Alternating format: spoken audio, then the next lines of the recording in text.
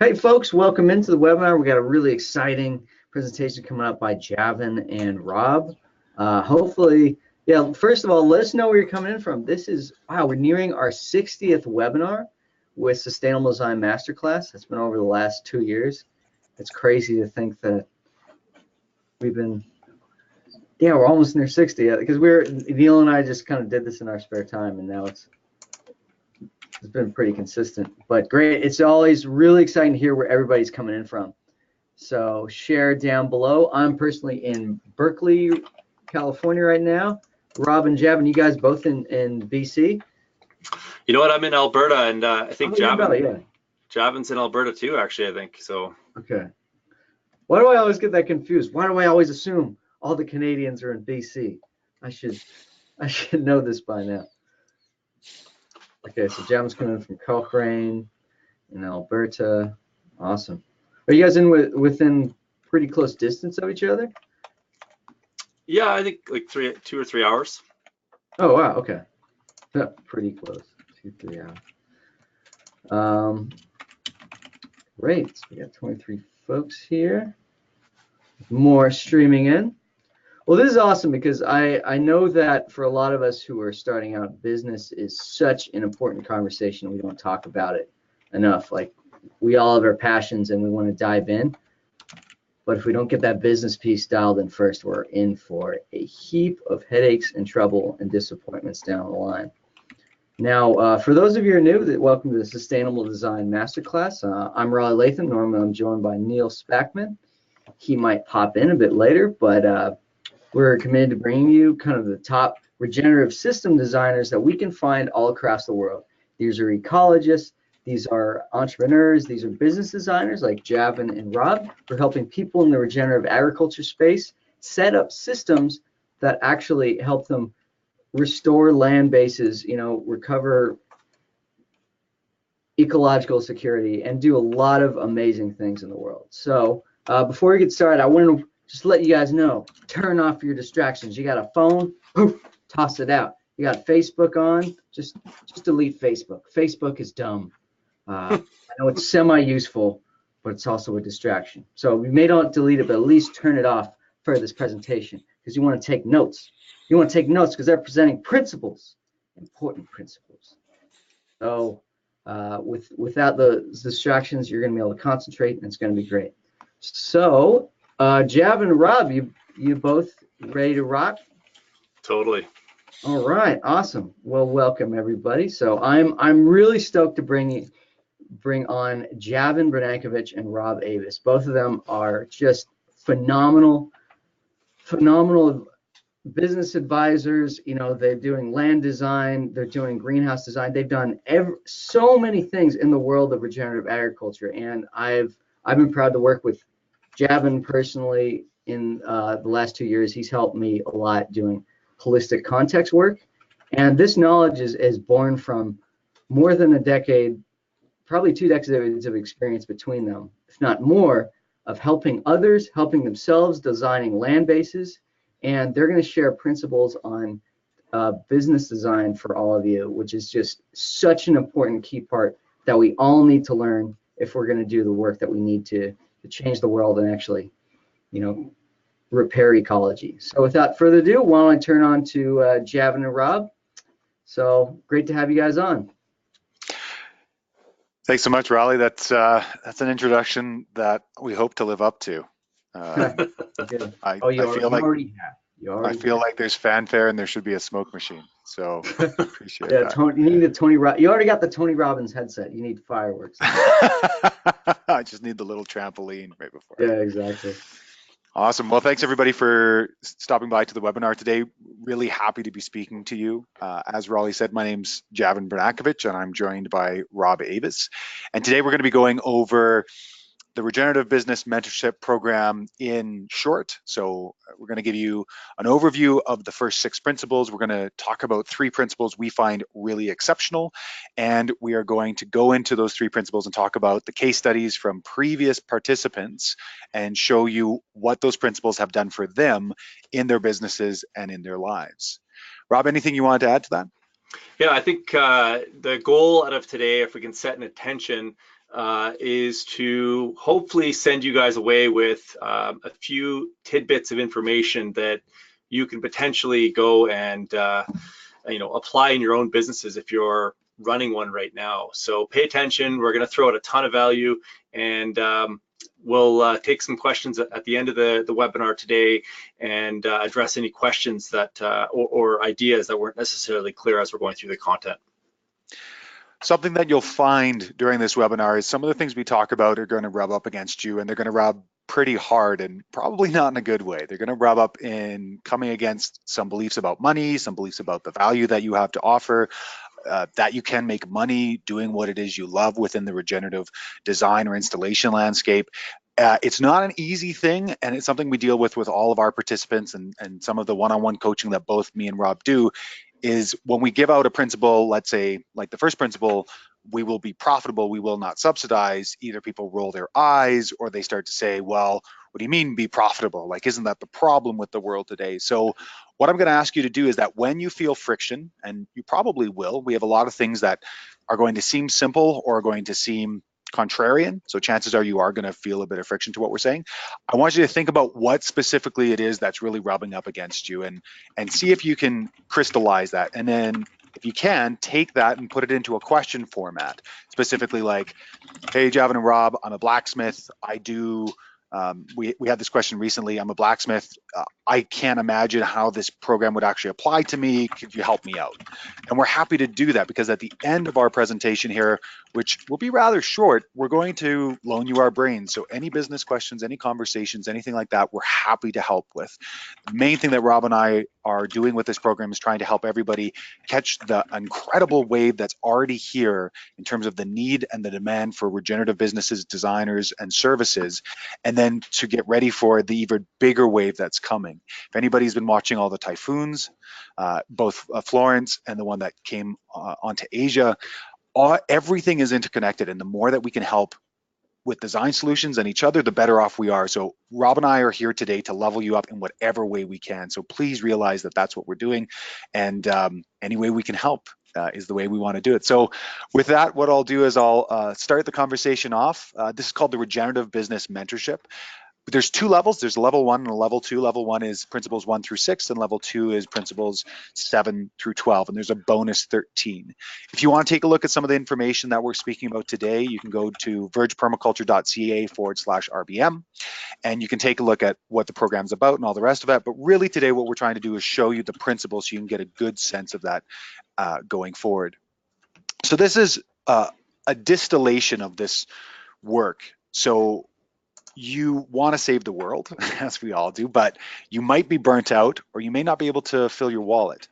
Now, Rob and I have both been there. We didn't like that situation. We didn't like burning out. We didn't like not being able to pay for bread, butter, mortgages, gas for the cars, food for our families. And so we distilled 20 years of failures and successes, both Rob's and mine's, and our students and our clients. All of those were distilled into principles that allow specifically consultants, designers, and installers create successful, profitable projects that leave clients ecstatic. I think that's one of the biggest indicators of success that we can have, that our clients are just so happy with the work that we've done for them. But more importantly, with you the time to enjoy your life. Because if we're doing all this work, if we're regenerating landscapes, if we're starting to build more ecology, if we're starting to build profitability for farms, but yet we've burnt out, our cup is completely drained, we haven't done a lot, because at the point that happens, we now become a husk. We become useless to anybody else. So it's sort of a one and done situation. You've become, in essence, an annual. We've planted ourselves once, we've grown up, and whatever surplus abundance that we have to give has been used, and that's it. There's no continuity. So a big portion of these principles is how to make our work, our desire, our motivation, our passion perennial, so that way every single year we can come back to our work with as much energy and motivation as possible. So who's RBM? I think I'll let Rob introduce himself first and a bit of his background. Rob? Yeah, so totally. Thanks, Javan. So just before I do that, I'd love to get you guys active in the chat. Please put your name up there, where you're calling in from, and one thing that you want to get out of today's call. That could be introducing the business that you currently are operating, or and a problem that you're having, or a business that you're potentially going to start, and some of the things that you're contemplating. So if you can get up into the chat window, these webinars are always far more valuable to people when they start interacting with each other. So feel free to put that into the chat window and introduce yourself, chat amongst yourselves as well while this is going on. There's probably some banter that you guys can have back and forth as we're putting information out there. Quick heads up on that. Unfortunately, GoToWebinar doesn't allow you attendees to see each other's chat, but anything you type in, these guys can see, and I can see. Okay. So Awesome. we'll be able to answer your questions. You kind of want to wait to ask your questions like till after they're done presenting, but please ask. Rob tells you that if you have business concerns, please put them down below, and we'll get to them. Yep. Great. Thanks, Right. Riley. Yeah. So, about 12, 13 years ago, I was working in the oil and gas industry as a mechanical engineer, and kind of got disenchanted with the industry and where it was going. And basically, I left my job. I traveled the world. I came home after 3 years of traveling to Australia, Africa, parts of Europe, the United States, Mexico, and came back and decided that I was going to start a permaculture company. And man, was it difficult. We started Verge Permaculture, and I think our first course had 4 people or 5 people in it. We started consulting, and that was really difficult as well, because as a mechanical engineer working for a consulting company, I never had to sell any of my jobs. I never had to, I was just a cog in the machine, basically. And so the minute you get into a business, all of a sudden, all those things that someone else took care of for you as a result of you being employed by them was now on my shoulders. And it was a huge climb. And so over the last decade, we've been consulting on resilient homes, acreages, and farms, and teaching basically ecological design courses like PDCs, permaculture design courses, but also other things like rainwater harvesting and erosion control and greenhouse design. And through all of that, I've learned a ton of hard lessons. And so this program, RBM, was a result of Javan and I getting together at a permaculture design course and just riffing on business ideas and principles in front of a sold out permaculture design course. And we had to stop because we ran out of time. But afterwards, we realized that this really hit a nerve with a lot of people. And so we got together and we basically constructed RBM, which is what you're going to see a part of today. And the rest is kind of history. So Javan, why don't you talk a little bit about your journey to here? Thanks, Rob. Also, I'm sure Rob will bring this up. He was born and raised in a cake factory right beside Willy Wonka. I'm sure he'll talk about it because there's lots of good stories from that. But I just don't want that to go by because it's a wonderful facet of Rob. Again, my name's Javan Bernankevitch, and I got my start. I was a 3rd generation Calgarian in Alberta. I was deep into Boy Scouts, so I was in ecology, but I didn't necessarily know how it worked. I worked in natural interpretations with Alberta Parks. I worked with environmental education in Edmonton. And then I went to the west coast of British Columbia to learn about natural building. And there I applied my 20-some years of construction, working with my father and others, to natural materials, and found that once I learned the materials, I was able to apply that back to my construction skills. And there was a permaculture design course at the end of the building course, and somebody said, hey, do you want to go and take that? And I said, I had a permaculturalist living with me in Edmonton. They said they were going to spend a couple of days. They ended up spending 3 weeks. I don't need to take a course in mooching. That sounds like a bad call. And they said, well, it's half off. And being an Albertan, which if you don't know about Alberta, it's kind of like the product of a one-night stand between Texas and Montana, bigger, better buck, lone rugged woodsman. So I was like, it's a cheap course. Of course I'll take it. And once I heard Holmgren's 12 Principles and Mollison's Prime Directive specifically, the only thing for us to do is to take responsibility for ourselves and for that of our children, I was hooked. So head, hands, and feet, I went for a deep dive, and I was hired on by the eco-village I was living at, and we were doing fencing and pond installation and gray water. I designed a gray water treatment for a kitchen of 35. after that, I started to reach out to a number of different folks in permaculture, and I made a lot of connections. So over the last 10 years, I was able to do a number of really interesting things. I was able to go to Cuba a number of times and teach and work with Ron Barazan, the urban farmer. We do a 21-day course where we would not only learn, but we would design and install a project for the folks there. I've gone to Kenya and installed a project back in 2014. I've consulted in India and in Mongolia, and I'm just about to start I think it's my 50th or my 51st PDC with Oregon State University, working with them online. So I teach and I also design on a day-to-day basis. And then the other half of my work is really in life design and helping people to understand and to make really good decisions, not only on land, but also with their projects and their careers, because more often than not, we tend to fall down on those areas. So I help not only farmers, but also designers and entrepreneurs make really good decisions with what they're doing. So what Rob was talking about, this wonderful collision between me and him at the end of the day during a PDC, was us riffing on different businesses we thought were interesting, students giving lots of questions and comments about those. And then at the end of our, I think, hour and a half, 2-hour session, a core group of about 12 were saying, okay, what's next? We said bed. It's time to go to bed. If you've ever been in a permaculture design certificate course, you'll know that there's a lot of information, a lot of good information, and the evening sessions are also very good. And by that point, we were done. So this really developed out of that desire that Rob and I already had to share this, but what we were already doing. And that's the interesting thing, is that each and every one of you already has something you already doing, or an idea that potentially could be turned into a business or could be added into the business you already have. And something I do a lot in the life design work that I do is go back to who you are, go back to your passions, go back to the problems you love to solve, and mine those to see some of the services, the products, the offerings that you can offer into the world. So with that, and Rob, are we still sharing this screen? We can see this, yes? You bet, yep. Okay, we're gonna go down, and I'm gonna let Rob talk a little bit about why we work with principles as opposed to recipes. So I think I read this originally in one of Holmgren's books, but principles are universal, whereas techniques are specific to time, place, and specific situations.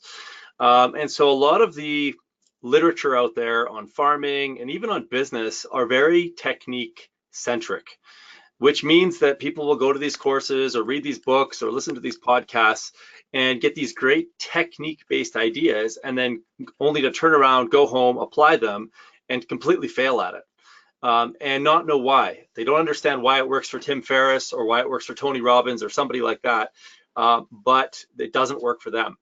And so we wanted to create principles that would be applicable to anyone running a business. And I mean, it doesn't matter if it's regenerative or not.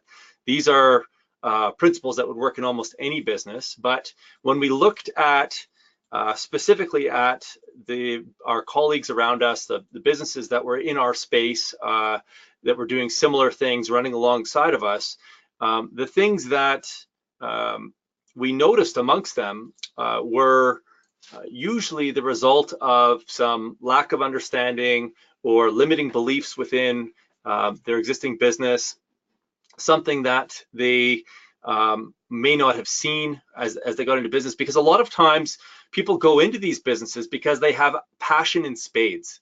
They have something that they're really, really keen on doing. But when they go into business because they recognize that nobody is employing people with those passions. And that was what I ran into when I was in the oil and gas industry. I wanted to make change, but there was no jobs out there that actually checked off all the things that I needed to be in a job. And so I built my own job, which ended up being Verge Permaculture and then Adaptive Habitat. And in doing so, there are all these things that I didn't know about. And so the first 6 principles in regenerative business mentorship are things that may seem simple. However, when we actually dig deep into them, they're actually highly nuanced, and there is enormous amounts of directive and information built into these statements. So we are profitable, we do not subsidize. And I think that if you are in a business and you're feeling burnt out, you can really resonate with this. You probably are subsidizing, and your subsidization has come at the expense of your burnout or your partner's burnout or your kids never seeing you. We know our value and communicate it clearly and concisely. We differentiate. We remain indifferent to the sale, and we will not pitch. We are selective about our clients, and our client process is smooth, effective, efficient, and communicated clearly. These are all the things that we started to notice in other businesses, even in our own businesses, that we were doing poorly. And once we understood what these things meant, and to be honest, what happened was we noticed what we were doing poorly, and then we created the opposite in order to prevent those from happening. And just before I pass it off to Javan here, I got an email in my inbox. One of the students registered for our next RBM program called me in a panic last week and said, "Oh, I know this is not within the curriculum and the course isn't starting till October, but I've got this big potential job that I'm going to sell and I don't know how to sell it, and I'm hoping you could just give me 20 minutes of your time." And so I coached her on understanding her value and the concept of being indifferent to the sale and not pitching. Basically, I gave her a really short definition of a good sales process. And she just wrote me this morning, actually, just before this webinar, and she basically 5x'd her sales price, which doesn't mean that she's being exorbitant with what she's charging. It means that, just to back up a little bit, when she gave me this desperate call on how to sell this project, she said, "Rob, if RBM and this education that I'm about to enter into doesn't solve my money problem, I'm getting out of my business. I'm not going to do permaculture anymore." And so there's a lot of pressure on me. And so to hear her this morning saying that she just 5x'd her sales does not mean she's being exorbitant. It means she's got enough money to keep her business operating now. And she's actually being paid for value that she was giving away for free, which is typically the limiting factor that we see in most of these businesses. So super exciting that a simple principle, principle number 4 and principle number 2, applied in a very short period of time, has completely transformed this business already, and she hasn't even started the program. Javan? This is one of those examples which clearly illustrates that most of us in this work don't realize what we know is valuable. Right. So consider this. If you've taken any kind of regenerative design education, be it through really anybody within the sphere, and if you've talked about topography in any way, shape, and form, you're going to know that there are valleys and there are ridges, and ridges are high and dry, and valleys are usually wet and low. Now, if the only thing you do is help somebody to understand what our ancestors would have considered common knowledge, which is water collects in the valleys and water desiccates off of the ridges, and you help individuals to not place infrastructure, not place homes or barns or sheds or electrical stations into the valleys. Think about the amount of value that you save somebody. If they don't have to reassess that building in a valley, what have you saved them? You've saved them the cost of replacement, you've saved them the time, money, and energy, you've saved them the fear and frustration that comes with that. And that's one of those subtle changes that can change your ideas about what we do. And I think that's really important because so many individuals forget that what we do is not that common in society today. Just understanding natural processes, understanding ecological cycles, understanding that after a fire, we're going to be dealing with the fall rains, and when the fall rains come, we're going to be dealing with some kind of slides. We're going to be dealing with some kind of aggregate slides that are going to happen. And if you just have that small piece of knowledge, you can then effectively create change for the clients that you have. So I really appreciate when Rob can share some of those examples. What we want to do today is we want to go to 3 specific principles. We want to go to, we know our value and communicate it clearly and concisely. We differentiate, we remain indifferent to the sale, and we will not pitch. We're not going to even do these in order. We're going to be talking about some of these as we feel their importance to you today. So the first one we want to talk about is we differentiate. Now, what does that mean? It means that as Rob and I have been finding out with the incredible information that you can on the internet, there are hundreds, if not thousands, of folks talking about permaculture on the internet, and there is a fraction of people looking. So when you have everybody out there saying, hey, I do permaculture, or hey, I do regenerative design, or hey, I work with the agrarians, already you're in a pool of 100 to 200 other people. When you say we differentiate, we not only differentiate with what we do, but with who we do it for. So within life design, I work primarily with folks who are stuck, stalled, or stagnated, specifically who work in regenerative fields. So I work with farmers, designers, installers, change makers, because those are the people I want to help. That creates a differentiation. And I'm going to let Rob talk a little bit about the idea of the blue ocean strategy, because it's a really good example about what differentiation is all about. Yeah, so the blue ocean strategy is really simple. It's actually a book that was written not that long ago, and what it really illustrates is that there are red oceans and blue oceans. And so red oceans are basically oceans that have a lot of competition in it. And the red comes from the idea that with competition, there's predators and there's blood in the water. And so that's where the red color comes from. And blue oceans are essentially oceans that are without predators or competition, which is why the water is blue. And the whole concept behind the book is that with proper differentiation, you can basically create your own blue ocean. And the best example in the book that I think is provided is the idea of Cirque du Soleil. So we all know that circuses have this negative connotation. I mean, even the people that work at circuses are called carnies, and there's all this, mythology that goes around what happens at circuses. And yet, who would have ever thought that there was a blue ocean within that realm?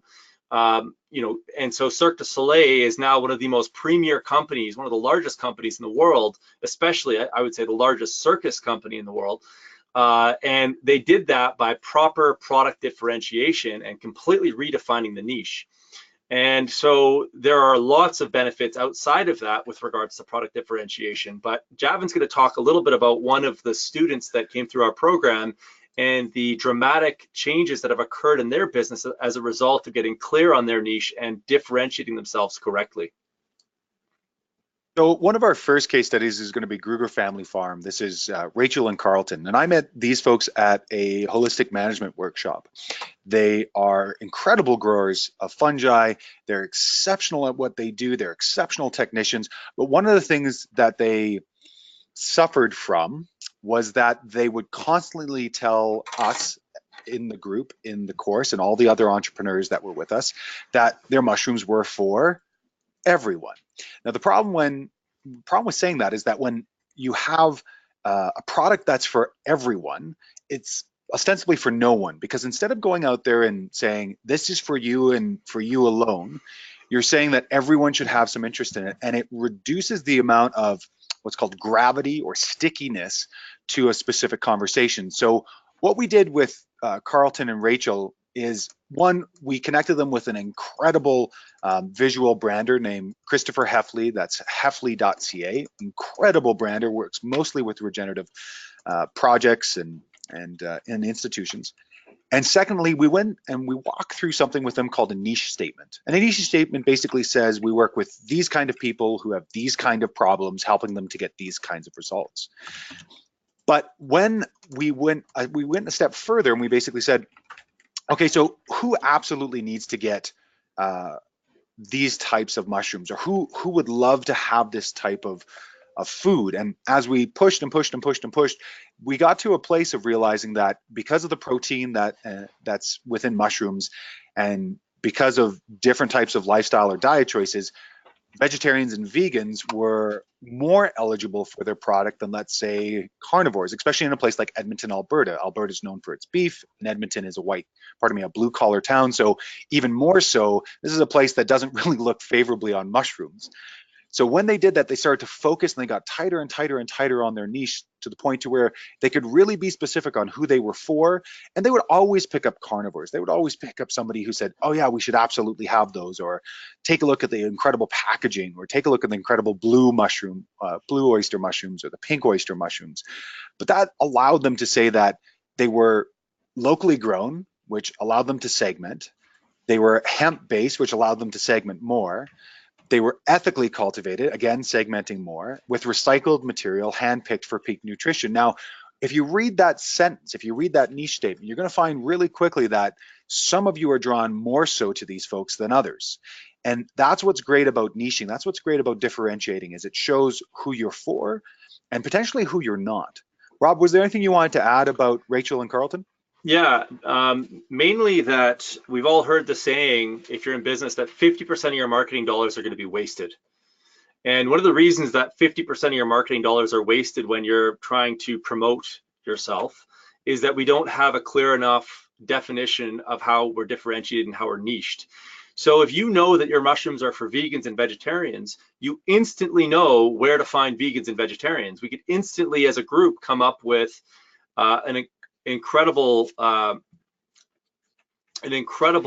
statement, or we can figure out exactly where those individuals are going to hang out. So once we know where the hubs for vegetarians and vegans, it becomes very, very simple to create marketing material and figure out where to focus our marketing energy. Javan, I think you're muted there. Whoops. Yeah, Tim, you need to click the microphone icon, then you'll be unmuted. Very good. I have clicked it and I am unmuted. But did anybody do some lip reading? It was a great opportunity. Another example I wanted to bring up was, and she's on the call today, was Lindsay Meads with Regenerate Design. Lindsay was a student in a PDC I ran down in Cuba. And while at the time she's become an exceptional designer on all levels currently, but at the time, while she understood Cityanese, that of course is the language that city officials speak and planners speak, because she had been trained in urban planning and architecture, she didn't know all of the specific techniques. She ended up partnering with an incredible designer named Adrian Buckley and created Regenerate Design. And one of the things that they focused on was working with schools and naturalized playgrounds and really focusing on speaking the language and the objectives of those types of clients. And I say that now just because she's on the call and she's done some exceptional work. So if you are interested in taking a look at that as an example, I would take a look at Regenerate Design. Something else we want to talk about in terms of the program and the work that we do, and the work that I think all of us do, is one of the outcomes of what we do with our clients is a positive negative. Now, what's a positive negative? Well, let's talk about a positive first. A positive is somebody says, hey, I want you to come to my school. I want you to naturalize my playground. I want there to be a snack track, things to eat. I want there to be things to climb upon. I want all of that. And you go in and you speak to them and you evaluate that that's a really good thing for them and that's what they need. You go in, you do it, and they love it. That's a positive. A positive negative is going into a school and saying, well, you know, we're going to assess you and your needs and your wants and all the rest of it. And we may come up with a positive negative, which is during our diagnostic process, a naturalized playground may not be the best fit for your types of students or what they do, whereas a snack track might be fine, or a food forest might be fine, or a small farm to help learn some life skills might be fine, but the playground might not be the best idea. So a positive negative is coming to somebody and asking for something and them turning around and saying, I don't know if that's a great idea for you. Now, so we bring this up because we've had people come to the program recently as a team, as a twosome, and then as they started to go through the program, both realized that they actually weren't a great fit for each other in business, and that they were much happier apart, much happier doing their own thing, because one really wanted to niche and one wanted to get really specific with the type of clients they were working with, and the other didn't. And that, again, is a positive negative. As my mom used to say back when I was a kid, it's way better to come to a quick no than to wait for years and then finally come to the no, waste time, waste money, waste energy. So positive negatives, and I think a lot of us are afraid of this when we go into design, is that when somebody is asking us for something, it's our duty to give them everything they want, when it's actually our duty to be as cognitively aware, to be the doctors, if you will, to be the diagnosers of their problem, and to listen to them, as I did recently with a client and heard he, the husband, likes sprints, doesn't really like things consistently, is happy to help once in a while with the farm, as long as it has to do with something mechanical. And I don't know if anybody else has worked with pretty traditional couples, but that's you know, standard on the mill. Where she is very much the prime mover in the farm, loves consistency, loves going out, loves tending, loves weeding, but they just had a 1-year-old kid. Now, as they were looking for another kid, and as they were working towards that, my recommendation was not actually to grow the farm at all, but to stay and to work on higher value crops. Now, that's a positive negative, because they said, we want this, this, and this, show us where it goes.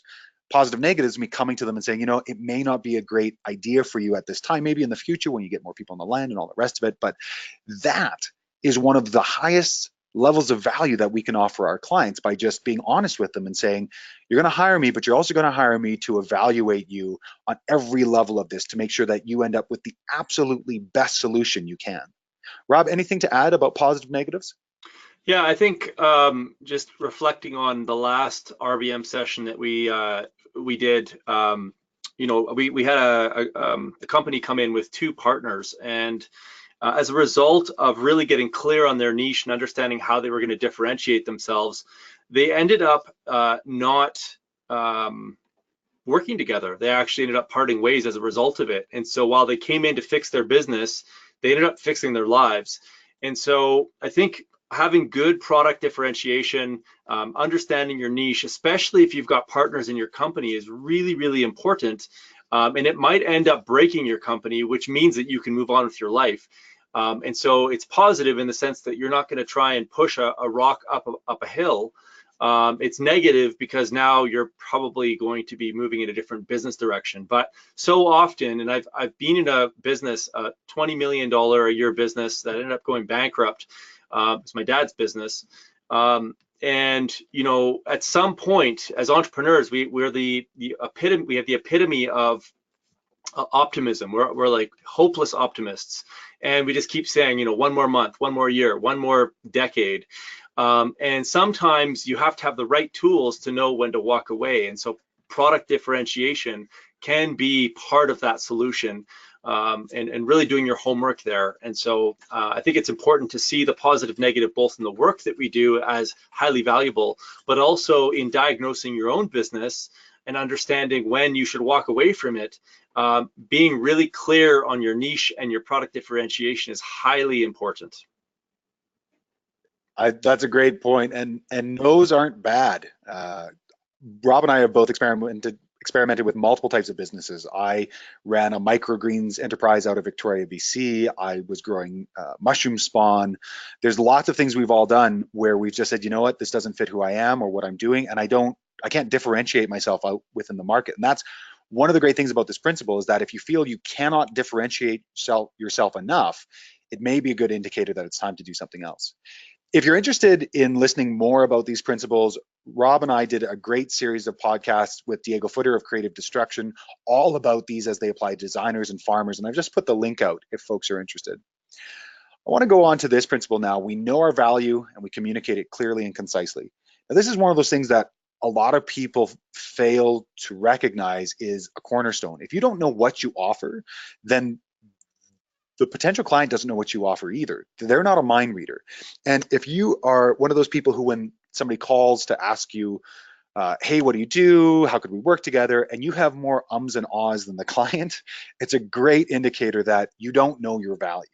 And this is why it's a principle for us to go through with our clients during the RBM process and to really understand what they do and what they offer. We had an incredible client who, while they were into permaculture, was really into helping musicians.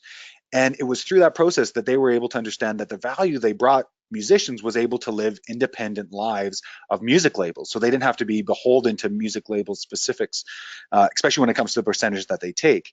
Now, that type of value is a big piece, because if you don't know your value, you can't communicate it to anybody else. And if you can't do it concisely and clearly, if you can't do it in one of those tight little niche statements as we were talking about, chances are you've lost them off the get-go.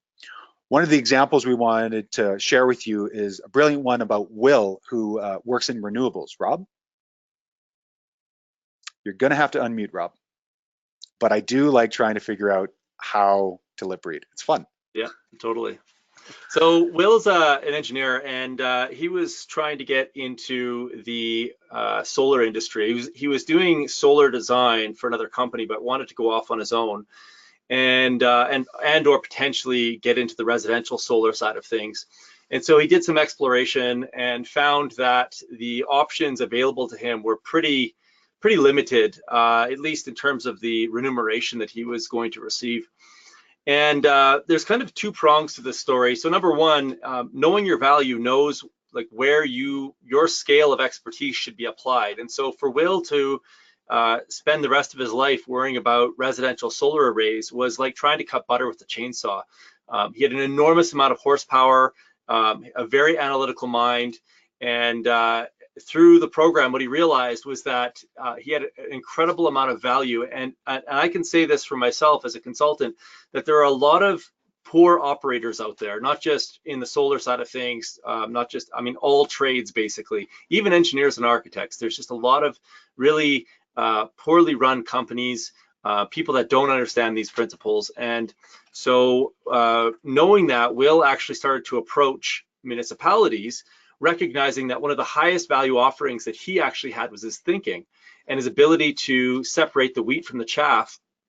And so being able to go into municipalities that were looking to engage large solar arrays and help them to diagnose their opportunities as well as their problems and their liabilities as well, and offer advice with regards to who they should be hiring, how they should potentially be scoping their projects, because what can happen with municipalities is that they can create these RFPs, requests for proposals, and they'll typically have somebody within their organization that doesn't really know what they don't know, essentially. And so they'll put all these terminology, all this terminology and all of these this jargon into an RFP, not really properly scoping or defining out what it is that they need.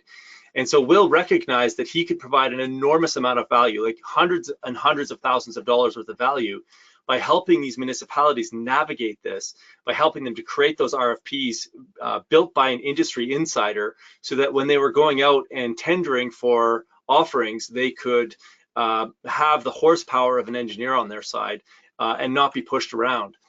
And so it's really important that you understand your value. And probably the lowest lying fruit that we find with our students that come through our programs is, especially on the consulting and landscaping side of things, is that we give away free quotes, or we try and solve people's problems without really fully understanding it. And so in the same way that Will's highest value offering was his thinking, most people that are doing permaculture design or regenerative agriculture or landscape installations are giving the most valuable part of what they do away for free by going in and doing a free assessment or a free design. And so we can typically double, and in the case of the student that I was speaking about earlier today, she 5x'd her initial fee just by understanding the value that we bring to the table when we're talking about the diagnostic portion of a design. And diagnostics, if we think about diagnostics through the lens of doctors and nurses and health practitioners, we never question a doctor's need to do diagnostics before he'll go and do surgery on our knee. We want him to do that. We want to make sure that he's exhausted all of the options before he puts us under the knife. And we fully, even though in Canada healthcare is free, I have no qualms about that doctor charging for the time that he's looking at me and making sure that surgery is the best option for my broken knee. But when it comes to trades, when it comes to permaculture design and consultants and things like that, there's this kind of unspoken expectation that we all hold. And I would argue that it's a limiting belief that somehow this part of our project, this part of our service should somehow be free. And when we learn how to describe what it is that we do and why there's value in certain parts of what we do and when we do it, it's actually very, very simple and ethical to explain to our clients why we need to charge for that front end piece of work. And it can completely transform a business overnight. Javan? You're on mute there, bud. Did you figure out what I was saying? No. It's a brilliant moment when you realize that we are professional thinkers and that the most amount of value that we produce for our clients is through thinking. That changes the entire game. As we take a look at another incredible business and incredible entrepreneur, Rachael of Little Moon Farm, Rachael took a look not only at her consulting and her designing, but really understood that something that she offered, something that was really specific to her, was how she could diagnose and how she could make it easy. This is one of these wonderful phrases that if you can hold on to when things get tough, when you're starting a new project, asking yourself, how could this be easy? How could this be enjoyable? Rob and I have started a podcast together called Uncertified Rational, from a great story from Darren Doherty about how he was working with a gentleman and they wanted to be organic, but the organic processes were degrading the landscape. And so Darren said, well, why don't you just be uncertified rational instead of being certified irrational? And so within that podcast, Rob and I have started to speak about the things that are really important to be within a rational subset, but still being uncertified. And one thing that we talk about there that really Rachel picked up on, not only through the podcast, but through the RBM program, is how can this be easy? And that's actually how the podcast came about. We were having these great conversations together, but we didn't necessarily record them. And so we thought, well, if we recorded them, things we were talking about anyways, maybe people would find them interesting. And sure enough, it started to pick up. Now, Rachel did this in her own business, and she took a look at what she really liked to grow and what was a high value crop. And she created a salad lovers CSA. So not growing every single vegetable, not thinking that she had to grow every single vegetable, but just growing a salad lovers CSA. It's something she enjoyed growing. Similarly, when she got into her business and started to look again into design work, she asked herself, how could this be easy? How could I differentiate myself? How can I know my value? And because she'd been a farmer for a number of years, she could bring that to her work, and she could bring it to people in a way that she really enjoyed and loved. And Rachel's another great example. Little Moon Farm is a great place to take a look at, and I highly recommend you check out some of these people's websites as we go through this. This is probably one of the toughest principles to take on, but it is by far one of the most important, and it's one that continually produces productivity, profit, benefit, lots of sleep, is that we remain indifferent to the sale that we will not pitch. Now, indifference sometimes comes across as being cold or harsh, but it means having an equal mind, a mind of equanimity, which means that when somebody calls, you're not trying to pitch them, you're not trying to sell them, you're trying to see if they are a good fit. Now think about that word for a second, good fit. When you're going to try and close, now some of us might do this coming into summer, we're trying to fit into something that would make us look amazing, but doesn't matter if it does fit. If we've enjoyed our winter paddock too much, chances are it's not going to look too well. I know that coming out of winter into spring, I look like somebody poured me into my pants and forgot to say when. And that's what a bad fit feels like. There's too much in, there's too much out, it doesn't really fit. So during these calls, which are no longer sales calls for us, they're called good fit calls. All we're trying to do is if we're a good fit for the client and the client is a good fit for us. And the great thing about that is it's highly attractive.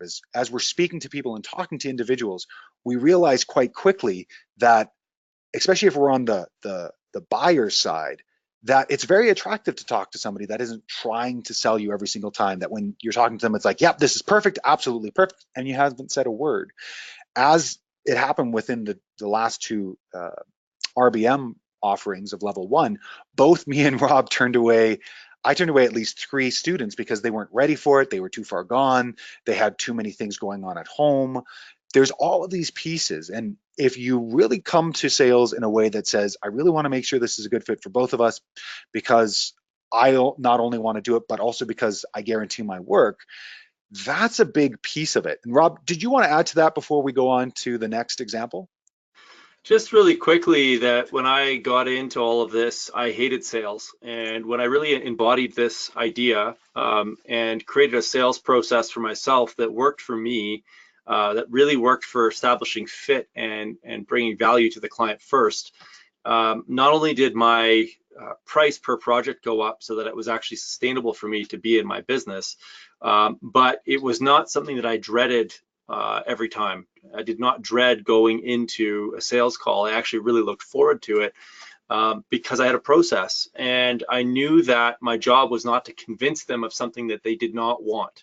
My job was purely to explore whether or not a collaboration together would be mutually beneficial. And there's a way of doing this, and there's a process to make it really simple. And all of our students that have come through our program have really found that just a simple process of inquiry, lots and lots of questions, and there's a flow with regards to how to ask those questions, has completely transformed their business and has made the sales process a lot more fun. Let's go through a couple examples, Javan.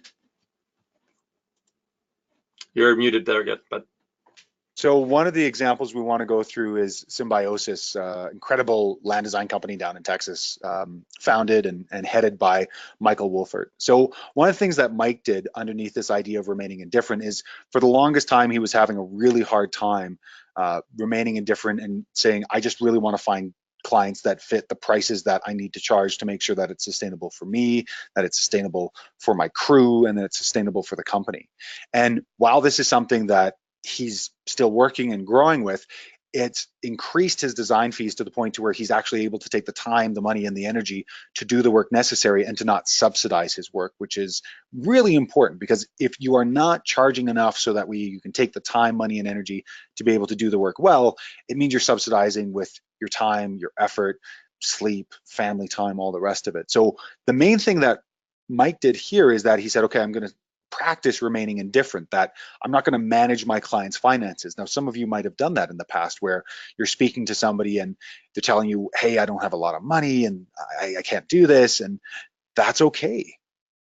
That's an okay thing if they don't have the time or money to be able to work with you in the way that you work, because it leaves you open to do something that's really important, which is each of us have the ability to chase field mice or to chase gazelles.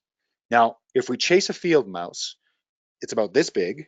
It has, maybe a quarter of that of viable calories and protein for us. But if we chase a gazelle, chances are it's almost as much energy, probably a bit less, because of its orders of scale, we can actually track and catch it. So if we're always moving to the clients with the least amount of money, the least amount of resources, with all of our horsepower behind it, we tend to peter out. We tend to remove a lot of our ability. But if we continually set our sights on these gazelles, on these things that really do fund our lives, we can then turn around, and if there are smaller projects or projects that we want to do pro bono and subsidize those projects, then we actually have something to subsidize with.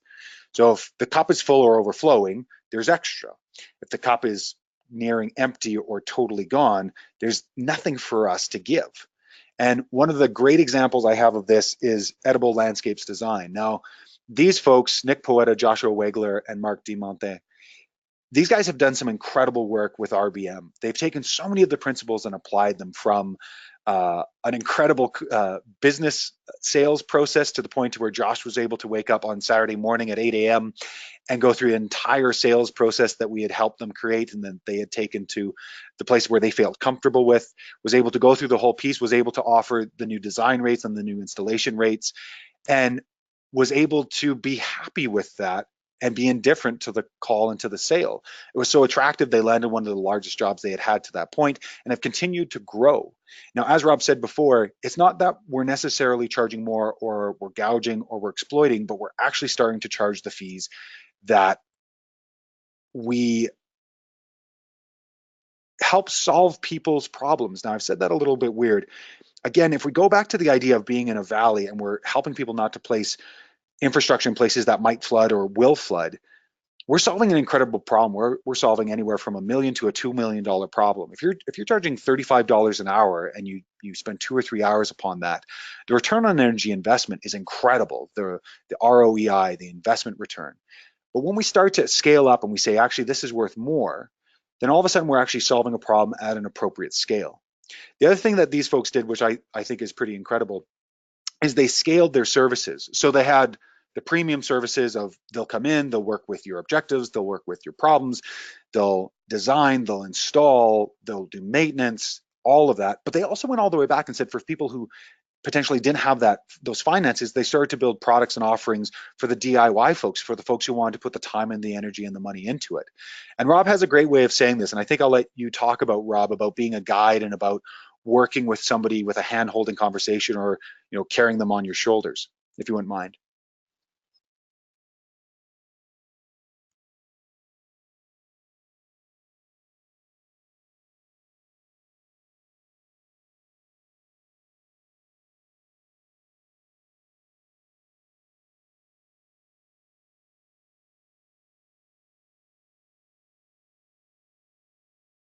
Hey guys, you gotta unmute your mic. Yeah, thanks, bud. All right, cool. So if you've been following along with what's going on in Silicon Valley over the last little while, we've really been heading into what has been referred to as the abundance economy. And the abundance economy is kind of a new expression of the economy that we have that we had before, which was one of a scarcity-based economy. And it's going to disrupt and change everything.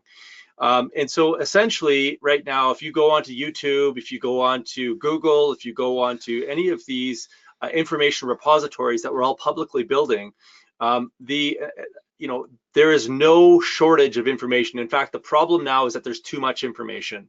Now, the problems that we have are not worrying about whether or not our camera is going to produce a good photo on film that we have to pay for and then develop. The problem is the other way around, that we have too many photos and we don't know how to store it and manage them all. And the same goes for information. And so one of the biggest opportunities that exists right now within the realm that Javan and I occupy, and probably a lot of you on this phone call, is that the people that are trying to engage us are now in a situation where they cannot navigate from A to B because there's so much overwhelm. Our prefrontal cortex can't deal with it all. And so there's an incredible opportunity for guides. And so the RBM program is really kind of built around that, in that you can go and get most of this information if you spend enough time reading books and watching videos. It's all out there. And if that's your thing, you do not need this program. But what we've tried to do is acknowledge the problems that we have within this abundance economy and said, okay, let's understand the problems that the people that are coming to us actually have, and let's get them to A to Z as quickly as possible, tailoring the answers and information that we're giving to them so that we're not giving them too much. We're tailoring it to exactly what it is that they require in order to get there. And the reason I use RBM as an analogy is because all of you guys that are on the call today likely have your own set of expertise and skills that you can offer. And if you are in a business that requires thinking, which is pretty much every business these days, it doesn't matter if you're selling products or if you're selling services, there will be some form of diagnostic work that needs to be done in what it is that you're selling. It's important that we're taking this cognitive load off of people, and it's one of the highest value offerings that we can provide to our clients. So understanding the differentiation between being the guide versus just flooding people with information. So as Javan said at the beginning, I think that the space is absolutely ripe for guides to come in, helping to deal with liabilities, helping to diagnose problems, but making sure that you understand your differentiation such that when it comes to actually selling something, that you can make sure that you're finding the right fit and you're not trying to force function a specific product or service on anybody. Thanks, Rob. So that's a quick overview of 3 principles and some of the explanation, starting to connect with some of your problems, some of the issues that are going on, and to really get down to the idea that as we start to get into business, as we start to play in business, that as long as we start to come at a principles approach, and I know somebody's already said this, I love you guys, but this is really broad and redundantly available business advice. I love that because it brings up one of my favorite quotes from Derek Sivers, which is, if information was all we needed, we'd all have 6-pack abs and be billionaires or millionaires. You're right, information isn't all what we need. And more so, recipes become very problematic. So working at a principles level and working backwards and asking questions, moving through an inquiry-based conversation is one of the most valuable ways of doing this. So first and foremost, thanks everybody for being on the presentation side of this. We're going to move over to questions now. If folks are interested in taking a look more about the program and would like to join us, it'd be great to chat with you. We end up going through a conversation with everybody who applies to make sure that they're a great fit. And you can take a look at vergepermaculture.ca/RBM. Rob, anything else you'd like to say before we jump into some of the questions? Muted. You are muted. Tackle that last comment you just addressed there with it being broad advice. It is broad advice. However, it's a broad advice that is not taken. And we are surrounded by people that are trying to do incredible work, that are doing incredible work, that are incredible technicians, that have spent a decade or more likely going out and collecting this information, and I'm tired of seeing my colleagues burn out and just have to quit. And so when we what you have that quote about I can't remember, it's not coming up for me right now, but the thing is that after people come through this program and they ask specific questions about these specific principles, and now is a great time to ask those questions, by the way. If any of these principles have come across broad, ask a question pertaining to your business, and we will apply one of those principles to that question, no problem. But when people ask specific questions to their business as it pertains to the principles, we're able to tailor that information back to them. And resoundingly, the answers always come back as from them, wow, that was so simple. Why didn't I think about that? And it's like the reality is that you probably didn't think about that because you didn't give yourself the time to actually sit down and diagnose what's going on in your own business, figure out where your own weak links are, and what's preventing you from making that leap ahead.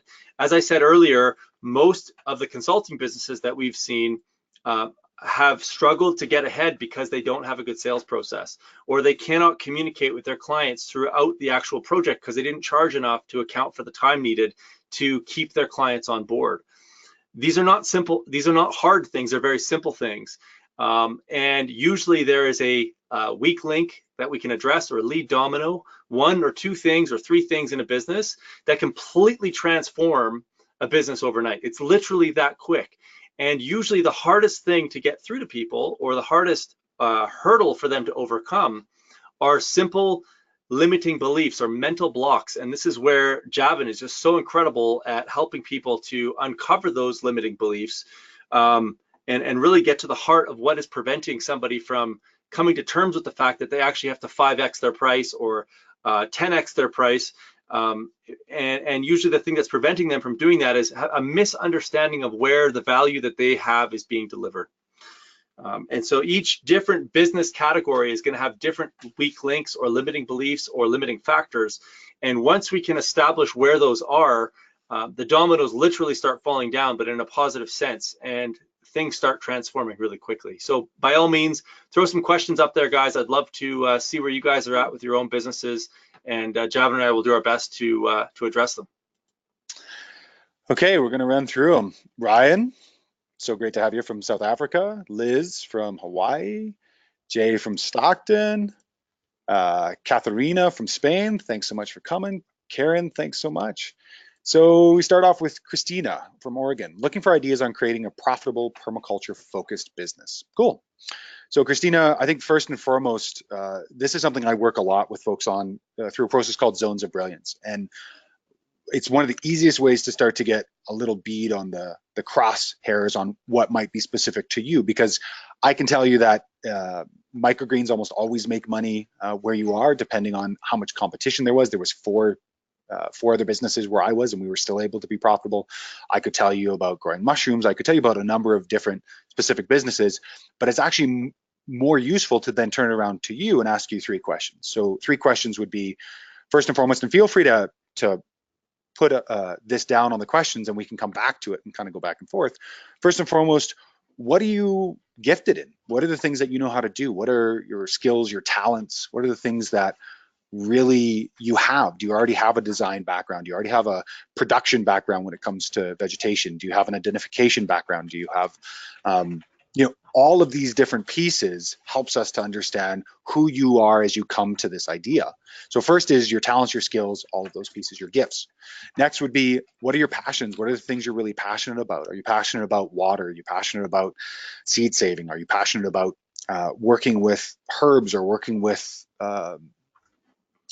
dysphoria at risk, working with minorities that are at risk within the social fabric? And then third, and this is probably the most important question I found when helping people find a good fit when it comes to a permaculture business, is what are the problems you find that you come to and you really want to solve?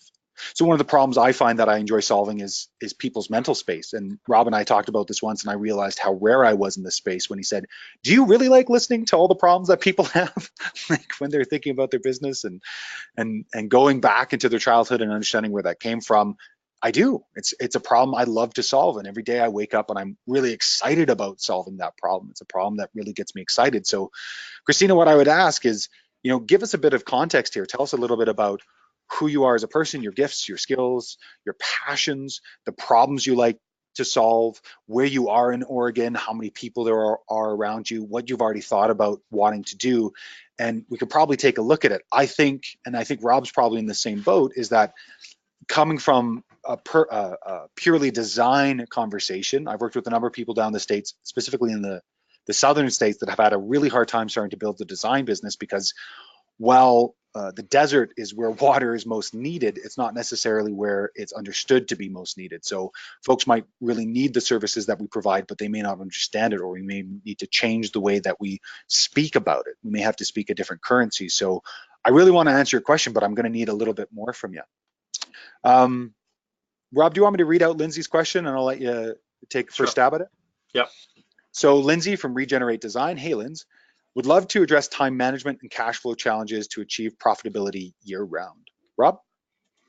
Yeah, Linz, that's a great question. And it's a problem that a lot of our students have. So you're not alone in that. I think that knowing a little bit about your business, I think there's probably two main things that you guys can address. Number one is that you guys have the ability to offer programs and services ongoing, essentially. I know that you guys do a lot of commercial installations. You do it for schools. And when you put something like a permaculture design in, walking away from that job because there's no more money, or at least there was no more money initially in the way that it was sold, does not necessarily mean that the client does not want to give you more money. And so one of my biggest fears as an installer is that I put these designs in and then I walk away from them and they just go to chaos. So part of your differentiated features within your business could be that you sell the design, you sell the installation, and one of the fits that you need to emphasize or precog your clients before you go and sell the job is that it's really important in order for success that we sell you on a maintenance package ongoing for at least 5 years, because our food forests generally take that long in order to get up to fruition. And our biggest fear as a company is that we go and bomb in design and then we walk away from it and you guys don't have the support of the techniques in order to solve that problem. So that could be an ongoing $1,000 to $5,000, maybe even a $10,000, depending on the size of the project, which has built-in time into the project on it for up to 5 years to support them so that they don't feel like they've been dropped off a cliff. Not that you guys do that, but it's really difficult as a company to give the time required to these projects without charging for it on the front end. Number two, and I don't know much about your sales process because I haven't talked to you guys about it, but my suspicion is that there is an enormous amount of money sitting on the table on the front end of your projects in the diagnostic work that you're doing. And so reframing, again, your sales process and understanding how to really get clear on what your clients want by spending enough time and selling the job properly and understanding the different phases of a design project will likely add an additional, and again, I don't know much about your numbers, but anywhere from 10 to 50% to the bottom line of your business if you can understand why you might do those things and how to sell those types of services on the front end.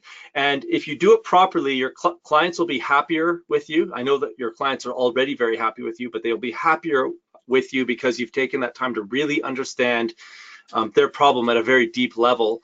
And you'll also be able to scope their projects a lot more effectively because you'll be paid for the time that you might not be being reimbursed correctly for the amount of time and energy and thought that you're putting into their projects. You're muted there, Javan. Thanks, Rob. Linz, I think the other thing here is really starting to take a look at when the snow starts to fly in Calgary and when installation isn't there. how and where are the opportunities when it comes to design, when it comes to education, and when it comes to taking a look at the three different aspects of business. So there's doing the work, there's building reputation, and then there's sales process. And when you have that downtime within the winter, it's a great time to build reputation through education. It's a great time to build reputation through content generation, either taking the information you had over the summer and putting it into the winter, but going back to clients and doing case studies. So interviewing your clients, speaking to them about the value that you brought to them, the value you brought to the students, because that just continues to build your reputation as a premier design and installation company within the Southern Albertan Calgary region. The other thing is thinking about starting to fill slots of design within the winter and either doing it with incentivization, so always adding value to it. So normally we only give this amount of value for design during the summer because of crunch time, but during the winter there's actually incentivization for people to delay design into the winter, which is a way that I was able to build more of my design time into the winter as opposed during the spring, which of course is crazy time for everybody, and mostly it's install and go, go, go. So thinking about delayed tasks within the year, I think is also a really important piece. Great question, and if you have any follow-up questions or if we were off base there, just let us know. Karen Taylor, just looking for inspiration and direction for growing an integrated permaculture design business. Well, Karen, hopefully you're getting a bit of that, but if you have a specific question, please do let us know. Matt, I'm hoping to learn more about what you prioritize first when beginning a project devoted first and foremost to land restoration. Yeah, great question. So Matt, first and foremost, both Rob and I use holistic context derived from holistic management to really understand a person's furthest reaching goals. Recently, I was working with a client who said, I want to find a piece of land where I can put a monkey puzzle tree, where I can shoot my guns and I can fly my drone. I was like, okay, that's great, but what's behind that? You want independence, you want freedom, you want to be outside of prying eyes. And as we got down to it, as we got to those bigger goals, somebody who might be interested in land restoration, they're looking for legacy. That's a big one for folks who are looking to leave a landscape better than it was before. People who are looking to leave or create community, which is also something within land restoration. I prioritize holistic context because it's goal setting on steroids. It's objectives-based conversation. And I think it's one of the major things that we've missed in the programming and the raising of our children and of ourselves is that we've been very tangibly goal focused. I want the farm, I want the piece of land.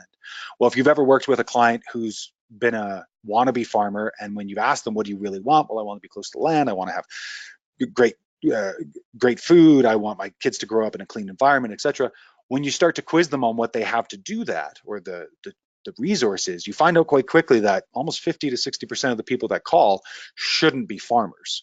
And that is a huge relief to folks if you can have that diagnostic ability. So Matt, that's what I prioritize first and foremost. Rob? Yeah, no, I don't have anything to add to that. Okay, great. Yanina? Wonderful name, and if I've destroyed it, I apologize. Thanks so much for calling in from Joshua Tree. Great to have you here. Claire, great to have you as well. Currently struggling with general nihilism and with waffling on what is the best use of my gifts. Thanks, dudes. I hear you, Claire. I've been there many a time. I dealt with depression for a number of years, which was then categorized as eco-despair. There's a lot there. There's a lot of what can we do that's valuable? There's not enough. It'll never be enough. A couple things that helped me on the general nihilism conversation is to realize that 99.99% of life that's ever lived on planet Earth is gone. So humans will have their time in the sun and will be gone at some point. And that gave me the scope and the scale and the frame to then say, okay, well then what do I want to do with my time here? And if we are destined, I'm not saying we are, but if we are destined to go extinct and it's due to a portion of our society and our species work, then how do I want to spend the days? Do I want to spend the days working towards what's possible or not working towards what's possible? That helped with the nihilism, which I had in spades. I had buckets upon buckets upon buckets of it. The best use of my gifts was another really interesting conversation. That's actually where the Zones of Brilliance work came from. It came from trying to take a look at all of the different pieces I had internally and that I had externally. So the internals are the gifts and the passions, and the externals are the problems I like to solve.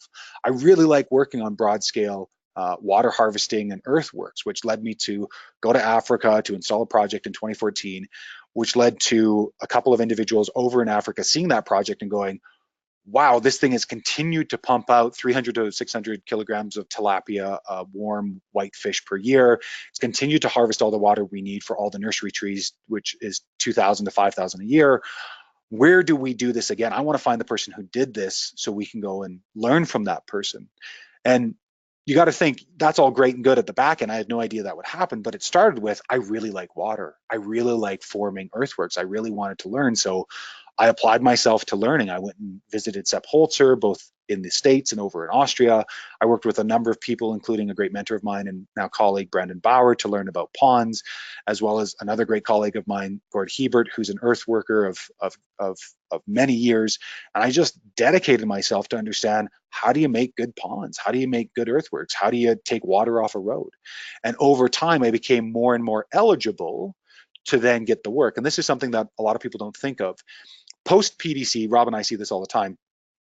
You get usually a sub-segment of the course, usually young men who are like, I'm going to be a food forester and I'm going to food forest the world. And you say, great. Have you ever planted a tree before? No. Okay. Can you identify plants? No. What's your background? I work in IT. Cool. So at the end of a PDC, they're usually eligible to learn more and to build skill. They're not eligible to jump into business right away. And that's a great question I think everyone should ask themselves. What am I currently eligible for? And what I'm not eligible for, how do I go about earning that eligibility? How do I go about spending the time and the energy so that way I can be eligible at the end of the day? I think those are really important pieces, and hopefully that helps. Claire, if you have any more questions, please let me know. Rob, anything to add about nihilism and best use of gifts? Yeah, I mean, I can understand why you'd be nihilistic, and I can say that I've been there before in the past as well. But I think something that's really important to keep in mind is that there's a few things. One, the brain does not function well with negativity. When you focus on the negative, it shuts everything else down, especially your prefrontal cortex. The other thing, and the reason to not focus on the negative, is that it might not be as bad as we think it is. It's not great. There's no question about that. I'm not going to deny that. But I think it's really important to understand that we're more attracted to negative than we are to positive generally. And so when you understand the bias of social media and the main, like primary media, which is rapidly becoming the secondary media, CNN, NBC, Fox, all that garbage that comes out of there, they generally focus on stuff that's going to be flashy and negative because they have a confirmation bias towards that type of news.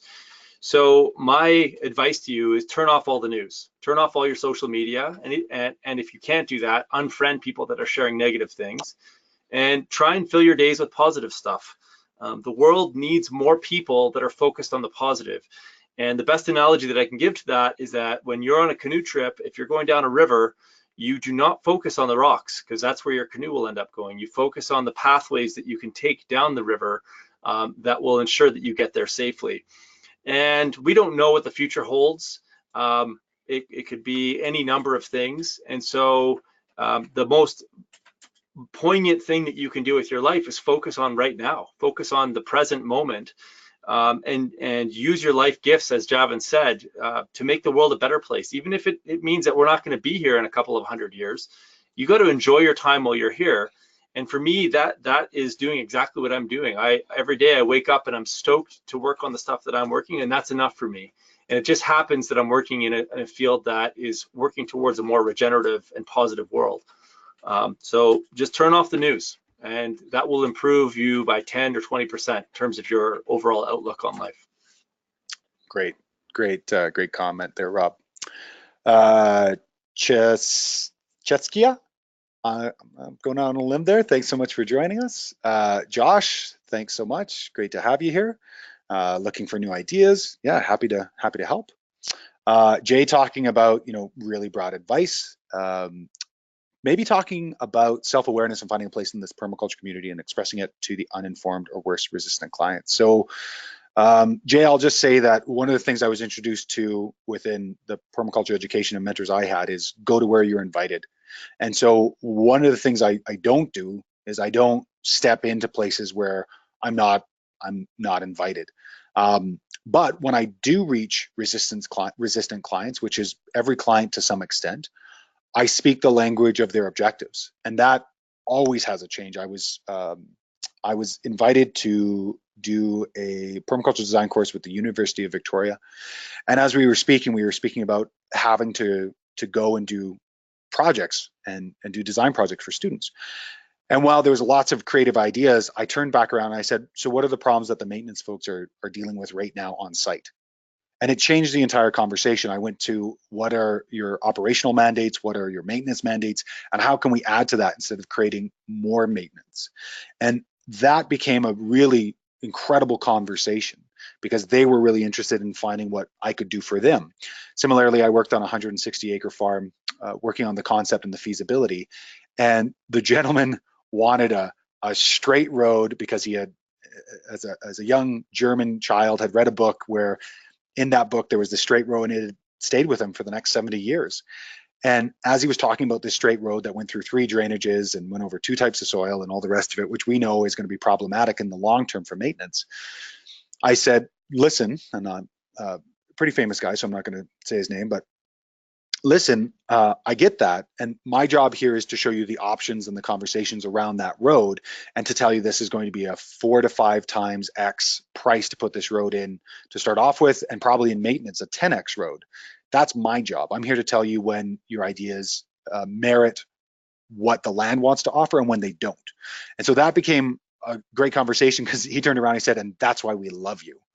And so whenever I get resistance from clients, I always just end up speaking to their issues and their objectives and talking about those, because how we solve their problem is totally up to us. Just like the doctor is going to prescribe whatever they're going to prescribe, really talking about the objectives is the big thing. And that's what gets resistant people over to you. It's like, what's your problems? Well, I'm having problems with water. Okay, well, what's the water problems? Well, the water problems are that I've got water that, well, the concrete footprint of our building has displaced so much water that it's created a stream before the lake. This is a real project I was privy to from partners of mine. And now that we have this water here, it's turned into a wetland, which now doesn't allow our house to be here. Okay, great. We are the innovators that come and say, we can solve your problem. And the problem was solved through vegetation by soaking up the water. So that way it wasn't daylit. So one of the things I find with resistant clients is just speaking to the objectives. Rob, did you want to add to that? No, I think that was great. Okay.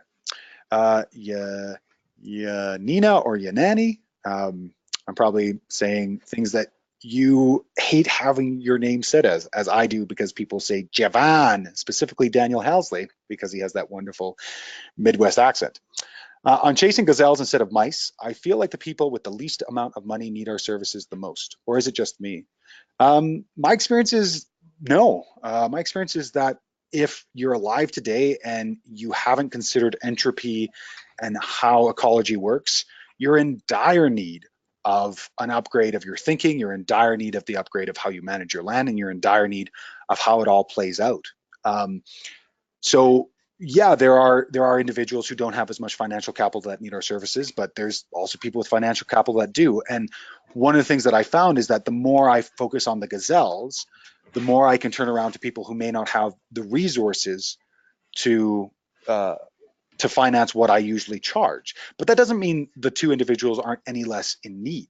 It means that both of them have need, as everybody does, because we're in this situation together. And I think that's something that starts to schism a bit, that idea of this us and them thing, that there are people that are doing good things out in the world and there are people that are doing bad things. And it's like, well, generally, if you wake up in the morning and you're using some kind of power system, there is some kind of effect on ecology. You can't really get away from it. So I think everybody is in need of a lot of the information, the conversations that we have, because we've moved away from a lot of the natural cycle centric living that we used to have as our ancestors did. So I wouldn't necessarily say that those folks need it more or less, but there's a need in both ways. Rob, did you want to add to that? Just quickly, that I know for both of us that we've never turned somebody away from our programs that was eligible. And, so charging for your services or your products to the lowest common denominator will end up burning you out and leaving you probably quitting what you do. So we have to charge what based on the value that we provide to people, no matter what it is that we do. And there are lots of innovative ways that you could help the smaller clients out, whether it's through educational programs or just donating your time. I work for multiple not-for-profits, and I donate all of my time and energy to them. They don't pay me. I feel like their mandate is relevant enough that they deserve my time. But the people that are receiving incredible value that can afford my time pay me based on the value that I provide. And I think that this is part of the reason that RBM exists, actually, is that because we're doing good work, we tend to have these limiting beliefs that we shouldn't charge appropriately for work that's helping the planet or helping people. But my insight was that if I could get paid $150,000 a year as an engineer putting in pipelines across the country, I should be paid equally that, or whatever makes sense with regards to the value that I'm providing to people, if I'm actually going and fixing the planet. And so we have got to change our mindset around this stuff, because a couple of things happen when we do start charging appropriately. The people that are involved in the oil and gas industry, that are involved in the coal industry, that are involved in all these other conventional industries, they will not pay attention to us until we show up as professional as they are. And so there are lots of innovative ways to help out the field mice. But we now live in a world where the scale of problems that are surrounding us are so massive. If we don't step up to the plate and start tackling these things and offering alternative solutions, then we're going to end up where we're going. Really well said, Rob. Really well said. Jay, people are lazy and don't do the legwork of startups. My experience hasn't been that necessarily people are lazy, but they tend to overestimate or underestimate time, energy, experience, the amount of work, or they just lead with passion, which is great too. A lot of people lead with passion out of a design course or out of watching a Jeff Lawton video and say, well, that's what I want to do. And they let their passion lead them because they've been so constrained by, call it an automaton living that's been prescribed to us. So some people are lazy and they don't do the work.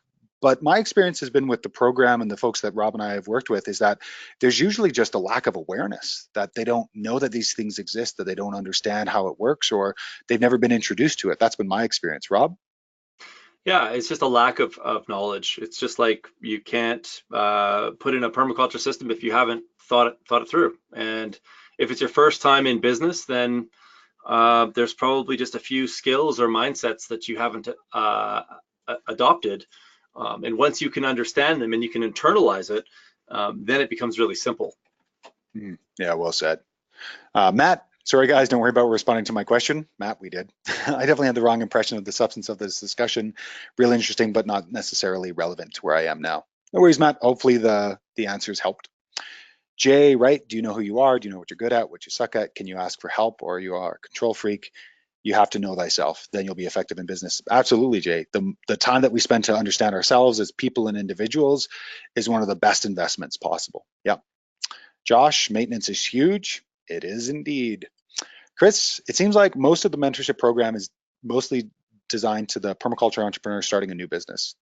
No, actually, I would say it's for folks that have been struggling and are really trying to figure out how to do this. I find most of the folks that come to us are 2, 3, 4, 5 years in and haven't been able to make a great go at it. And they're kind of at the point where they have to change, or they're going to have to change. They have to change their business, or they're going to have to change their career path.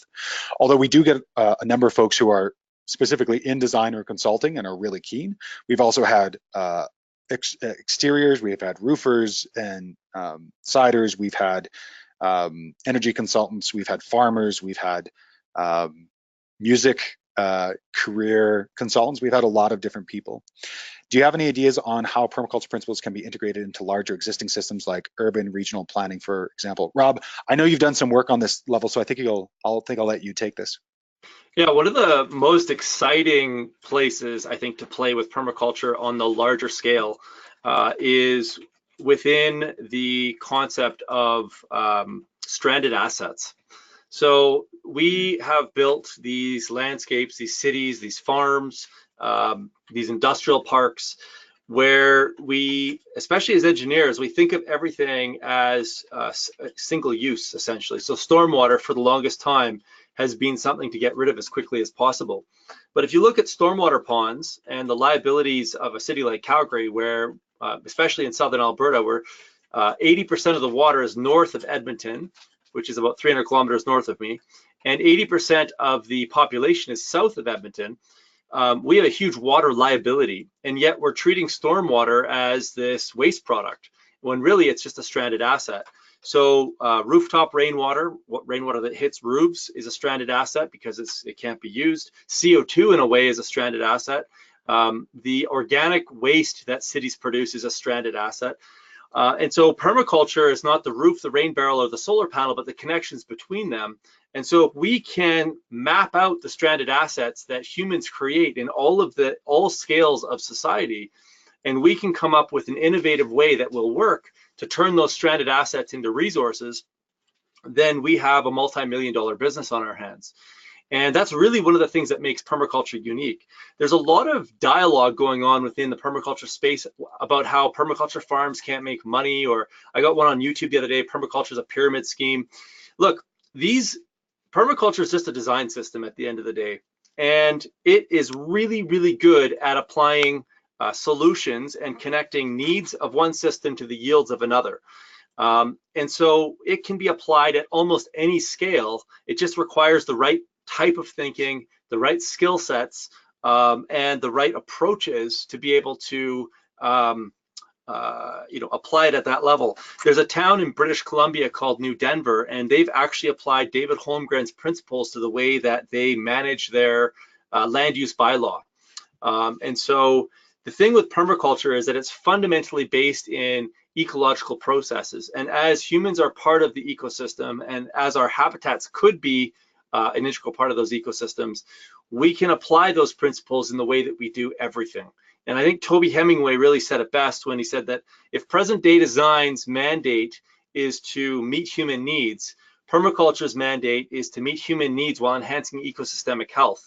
And we can do that by understanding where these stranded assets exist and trying to find niches and opportunities that we can use those stranded assets to solve other societal issues on the mass scale. And so, like I said, it happens at every scale within society. And those are just a couple of, stormwater is one that's kind of present in my mind right now, given that I live in such a dry province. Great point, Rob. Great point. Thanks so much, Chris, for your question. I would also reach out to Tyrone Lefay, who was permaculture designer, went back to get his architect and his planning degree, and is now working with the I believe it's Tucson. I believe he's working with Tucson, or he's working in California, but he's become a partner at the planning table to be able to do this type of work. Also, Graham Watts out of Grand Forks, incredible permaculture designer, who just became the senior urban planner. So part of that is, if you want to play at that level, then it's time to get eligible to play at that level by reskilling or starting to get certified to play, or being an outside consultant. Thanks again, Chris. Great question. Claire.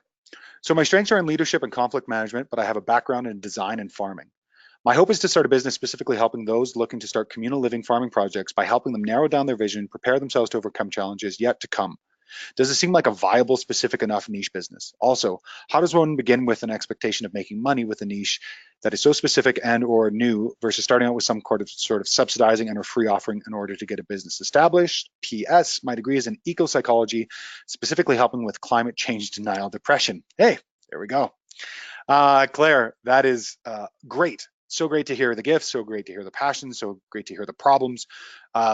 So two things. First and foremost, Rob and I talk about this a lot. You need to have the ability to meet your needs day to day, and you have to take care of it. And if you don't there's no way you're going to be indifferent to a sale. There's no way you're going to be able to apply any of this that we're speaking about. So you need to have a bread and butter. And if the bread and butter is pumping gas or working at a nursery or whatever, it leaves you the time, the energy, the ability, the mental space to be able to say, okay, this is the side hustle that I'm working to take over the burden of my upkeep, also called the personal burn rate, the monthly burn rate. What does it take you to live from the beginning of month to the end of the month? I'm going to go through this whole answer because I think it's important. When I started out, I had zero income from permaculture, and so I needed to make sure my burn rate was as low as possible. So I reduced my burn rate to be able to live on $7,500 a year or less, Canadian, which is much cheaper than most of you Americans. That allowed me the time, the space, the ability to only have to make $7,500, which I could do usually within a month or two, which then allowed me to do the other work I wanted to do that was really important to me. The very first PDC I ran, I made 19 cents an hour. I ran the numbers. It's important to do. It's also very inspiring or discouraging to do, depending on your focus. And in that, I was able to then turn slowly and slowly and slowly to what I do now, which is 50-60% life design, which sounds a little bit about like what you're doing, and 50-40% land design. So that's first and foremost. I think the second piece is you need to do research. You need to talk to other people who do this type of work. You need to interview folks who do this. You need to talk to Tree Breslin. You need to talk to, who was the woman I interviewed at PV2 a couple of years ago? She's written a ton of books on communal living. Oh, she'll come to me. You need to talk to folks who are already working at this level and speaking to them. Probably the folks who've gone through Gaia University and their Eco-Village design course, which is interesting because you're probably more eligible to do this type of work than folks that just generally take a course, right? You've paid your dues. Then it's to start taking a look at the hubs or the niches. Where do these people live? Where do they interact? Where do they talk? Where do they go? I remember when I lived in the Eco-Village and Eco-Village, OUR Eco-Village, One United Resource Eco-Village in Shawnigan Lake on Vancouver Island. There's a number of resources where these people were looking, were trying to educate themselves. Go to where they're speaking, go to where they are. Then you start to be able to have conversations with your potential clients and understand, well, what are your liabilities? What are the things that are problematic that you don't know about? Then go and interview people. Ooh, I got excited. Then go and interview people who have already done this and talk to them about the things they wish they had known before. What you're doing is called collecting liabilities. Rob and I did it on a great podcast about this. That's a little self-promoting, but I thought it was great, called Hunting for Liabilities under the Uncertified Rational podcast. We talk about when you hunt for liabilities, you hunt for potentially services or offerings that you can make and how to tailor your ad copy when you go out there, right? So I think all of that kind of builds up a plan, at least a 3 to 6 month plan to actually evaluate if there is a place for you in this market. And that's a really important thing to realize, is that there isn't a pot for every lid necessarily. You may have to search far and wide. You may have to relocate yourself. If the context doesn't exist around you, you may have to switch your context to find work. And you just have to decide if your work is more important than where you live or who you interact with, and if you want to make those changes. But it all starts with education and interviewing and starting to gather data. Rob? Yeah, the only thing I'd add to that, Javan was talking a little bit earlier about life design and how a lot of running a business is kind of like building a Venn diagram. So what are you passionate about? What are you good at? And the interview process that Javan's talking about is kind of the third bubble in that Venn diagram. What's the bioregional need that exists around you, or specifically you're talking about a specific niche. And so for everyone else on the call that's looking to figure out where they should be playing right now, if you know what you're good at and you know what you're passionate about, then you should be able to narrow down at least a dozen or 2 dozen people that you could go and interview. And the way to do that is to send out an email and basically say to the people that you want to talk to, hey, my name is Rob Avis. I'm really interested in what you do as a thought leader within this space. I'd really love to interview you. I promise it'll only take 10 minutes, 20 minutes. I have nothing to sell. Would you be open to me setting up a time? Here are the 3 times that I have available for you. And literally, there's 2 ways to make a business out there. You can try and find a perceived, or you can come up with something that you think the world needs. So you can create your own product, which is what I did with Verge Permaculture, in spite of the fact that nobody in Alberta really knew what permaculture was. And so it was a really hard uphill swing or push. Or number 2 is you can go out and collect opportunities and then match those opportunities to what you're really good at and what you like to do. And in doing these interviews, you inevitably will find your first job if there's an opportunity that exists in that space. Interviews are something that I do to this day. I'm constantly talking to people and asking them tons and tons of questions.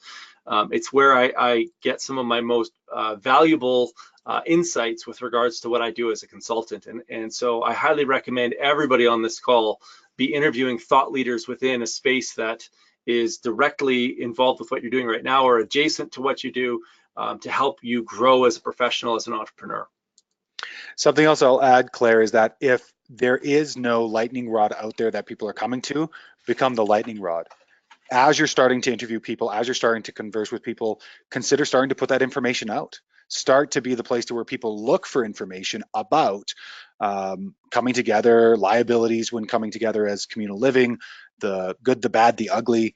Start to put up, as Dan Savage likes to say, start to fly the freak flag and see all of the individuals that come to you. And that's an incredible piece to bring, because you can share the education you're building and then at the same time start to build a client base, which has been my, which was the unintended side effect of doing podcasts with Diego about life design. I have people who have interviewed me now for 5 years. They've listened to over 10 hours of me speak. And when they email, as somebody did, and I've got 2 calls, one this evening and one tomorrow for good fits, they've already said in their email, I've listened to you so much, I know you're the right person to work with, I want to work with you.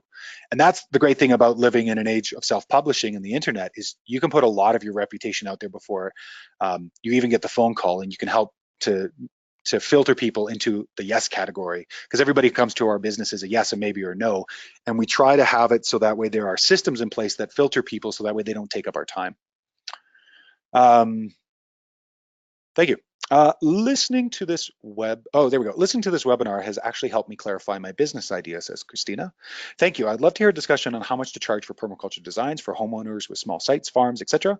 How do you scale pricing, size, time? Seems like size isn't the best way because challenges aren't based on size. You are correct, Christina. Challenges are not based on size. They're based on a number of different things, like who the individuals are, how long it takes to get there, what kind of municipality they're in. So I think I'll let Rob take this, because I've talked a fair amount over the last questions, and then I'll add anything, but I imagine Rob will knock it out of the ballpark. Christina, really great question. And this is one of the main ways that, or main problems that we see with permaculture consulting, landscape installation companies, and consulting in general, is that we tend to go into these thinking problems without recognizing how much thinking is involved. And so just really quickly, my process or my approach to any scale of problem that comes to me is that I have essentially a minimum engagement. So there's a minimum amount of money that is required to allow me to think about your problem.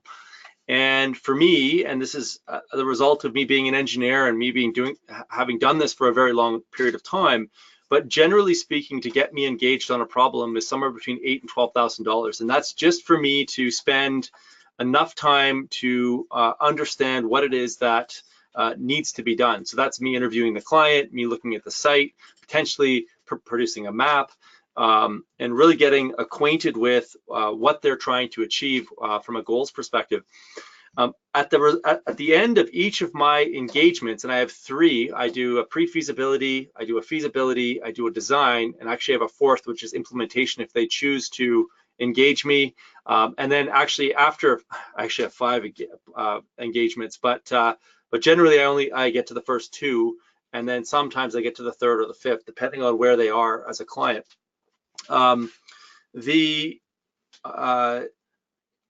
The goal with each of those engagements is actually to try and fail the project. So we're trying to spend the least amount of money on the project to understand it and to ensure that moving forward with additional investigation is actually worthwhile. And I didn't start off at that price range. I started off much lower. But what I realized, and personally, is that generally I try and work on a certain scale of project. So generally, I find that urban projects are, while they are complex and they have a lot of moving parts and there's a lot of nuance with it, I generally work on larger projects where the initial engagement is actually a very small percentage of the total spend of the potential project. So on $1 million or $2 million or $3 million, a pre-feasibility study in the $10 to $15, $10 to $12,000 range is very small to understand if it's worth proceeding further into the project. Because if they spend 15 grand and they decide to stop, it's a very small amount of money relative to the $1, $2, $3 million that they're going to potentially spend. And so as we dig into the details, we can think about our businesses as a funnel. And so the pre-feasibility sits right at the very top of the cone. And so we're getting a very broad range of understanding of the problem and the project. And as we kind of move down that funnel and we're getting into higher levels of detail, higher levels of cost estimation, higher levels of design, maybe we're getting into AutoCAD drawings and things like that, the price starts to go up because we have to put exponentially more information as we move further down into that system. So just to kind of close that out, it's super important that when you're engaged as a designer, you have a preliminary fee that you charge so that you can spend enough time thinking about their project before going into detailed design. Whereas most designers that I've seen operating in this space try to have kind of a one price fits all for the entire project. So for feasibility, design, and maybe even implementation, yet they don't have a true understanding. They haven't spent the time doing what we have referred to in this call as diagnosis.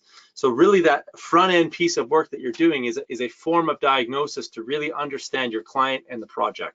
And only you can figure out what that is worth. But I would, as a rule of thumb, I would say that if you're doing a $100,000 project, your total fee for engagement should provide at least a 10x return on investment. So somewhere between the $5,000 and $10,000 range is kind of where you're looking. And the only caveat I'll say to that 10x rule of thumb is that smaller spends generally have a larger proportion associated with the design, because there are efficiencies that come as the project scales up. So it might be somewhere between 5 and 15 grand. So it's a little bit less than 10x because the $100,000 spend is more on the small side. So it's going to depend a lot on your exact business model and who the clients that you're trying to help are. You're muted there, bud. Microphone. I like the Raleigh microphone alarm. That's good. Yeah, thanks for that, Rob. Christina, I think this has been something that we've really seen with RBM. We've gotten reports that the program is about that. It produces anywhere from about $30,000 to $75,000 of value for folks within the first year from our first offering, and that's one of those things that we really want to understand is, are we able to produce an investment for these folks that actually returns? And so same thing with the projects, we want to understand that percentage. Lindsay, follow up, how as a business owner do you have time to do it all and still be profitable? We are busy with work year round. We charge what we feel are industry rates, but we still struggle to support ourselves year round. What is this downtime you speak of? Thanks. I know you're going on vacation too, because we are on social media together. So I know you take downtime. I think the big thing about this for me, Lindsay, is understanding what I need personally to keep the business afloat, what I need personally for myself, lifestyle, all the rest of it. And then ensuring that I go for the projects that ensure that I can take care of those needs I have. This gives me downtime. This gives me time to allow me to think about projects, to allow me to think about new ideas. But the other thing that I've done, which has been really important, is I've scheduled life first. So I work on a yearly calendar that I made up because last August I took the month off and realized that once I scheduled it for next August, our electronic calendars are just like our physical calendars, and the things that are coming up are buried. So I created a linear calendar so I could see all the way along. And once I started to see what was coming up, I thought, well, I want to place more life into my calendar. I want to place more things that support me and what I do, including things like workations, which are 2 to 3 day retreats I take just to think about work and new projects and things I want to offer. And then I was able to take a look at the time I had to do projects otherwise. And then I fit my projects into my life, which completely revolutionized the way that I looked at work. It revolutionized the way I priced my work. It revolutionized everything because I just wanted to have time to live. Because the point of this wonderful experience of life isn't to work as hard as we can to produce the most amount of money and the most amount of toys and all the rest of it. It's to live a life that we feel is valuable to ourselves and to each other, to have meaning, to have purpose, to have autonomy, and to feel like at the end of the day that we did something worthwhile. So that was my biggest change, to have time, was to book the time first, to book the time off first, and then to put work around that. It also had this really interesting effect that, and this just happened because this is my first week back after being off for 6 weeks. My 4 weeks last year turned into 6 this year. There's a lot of people knocking at the door saying, like, when do we get to work with you? It's been 6 weeks. This is hypothetically your busy season. It's like, and I took time off because it's also the nicest season in Canada. You know, we get about 3 months of summer, so gonna have to make that work. So that's one of the ways that I've done it. And then Rob introduced me to a brilliant scheduling tool that he uses, which is a weekly scheduler. And so I use a yearly and a weekly, and that helps me. Rob, things to add? Of kids. I mean, the thing is that we, I mean, having kids is not for everybody, but I know when I'm not charging appropriately and I'm not taking time off, because it's my kids, that the first principle, which is one of the, you know, we didn't talk about it much today, but be profitable and don't subsidize your work. It's the people that subsidize your work is your wife, your kids, your partner, your friends, and so I have that feedback. One of the things that helped me most in this space, especially with the prices that I charge, was not spending time with my kids, because I was not being honest with myself about how much it costs to run a business, how much time I was putting into these projects. If you are giving away value for free on the front end, which I suspect that you are of your business, then you're making up for that lack of value in your free time. So it's important, and the thing is, technicians especially struggle with this, because when you become a master, when you've spent your 10,000 hours learning something, things that you would have recognized having value when you were not a master, all of a sudden become commonplace and normal. And so we are constantly, especially when we're consulting to people who are just entering into the foray of these things, and for you guys, it's edible landscapes, you have probably lost sight of the forest from the trees. And you probably do not recognize where you're giving value, and because you don't see it as valuable. And that's honestly half of the battle, is looking into your own processes and your own business and your own offerings, and understanding where you are providing value to people and where you're not. And so if we can uncover the money that's sitting on the table that you're not grabbing, then you don't have to work as hard, and you can be more deliberate about how many clients you take on per year. So for me, my perfect year for Adaptive, which is my consulting company, is 1 client in implementation, 1 client going through some form of feasibility, and 1 client in 1 or 2 or 3 clients in a pre-feasibility. So a maximum of 5 clients per year, but only 1 or 2 of them is really taking any substantial amount of bandwidth from me. So I'm really not going for volume. I've really transformed my business to be super low volume and high value. I'm not saying that's for everybody, but even if you are higher volume than that, there still is a lot of value that you're likely not recognizing. Mute. Thanks, Rob. Man, you guys dropping the ball on that mute. No, this is fantastic. It's worth 100 accidental mutes. Well, is that pretty much? Have we worked through all the questions on the most part, or is there? Yeah, I was just gonna round out the conversation here, Raleigh, and then I think we'll wrap it up. Sounds good. Okay, awesome. So folks, as I round out these last 7-10 minutes, feel free to take a moment and just put one thing down in the questions, because it seems like that's what's working right now. One thing down in the questions that you took away, something of value from this 2 hours that we spent together. Could be one of the principles, a story, something that you've heard, or something that's changed within you. We'd love to hear something that you're taking away. It helps us to get feedback and understand this process. And as you guys are doing that, I'll tell you a little bit about the program, and if you're keen, it'd be great to have you aboard. So the Regenerative Business Mentorship Program 2018 in the fall here, going into the winter, starts on October 17th, and it goes all the way through to February. We take about a 4 or 5 week break off during Christmas. And what we do is every week we meet with a group of incredible regenerative entrepreneurs, individuals like yourself, and that's almost half the value, because as you're working with other people, you're getting incredible feedback, and you're partnered with one specific person. You have an accountability partner, and almost 50% of the accountability partners from the last 2 offerings still meet to this day a year later, which is incredible.